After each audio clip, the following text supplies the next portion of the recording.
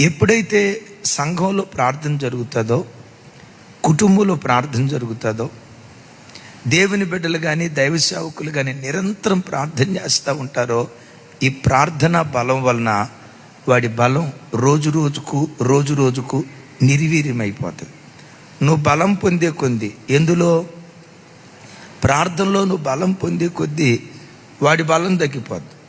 నువ్వు ప్రార్థనలో బలహీనమయ్యే కొద్దీ వాడి కార్యాలు బహుబలంగా జరుగుతూ ఉంటాయి. సంఘంలో బిడ్డలు ఎంత ఎక్కువగా ప్రార్థన చేస్తారో ఆ సంఘంలో సాతాను క్రియలు అంత తక్కువగా పనిచేయడానికి దేవుడు కృప చూపిస్తాడు.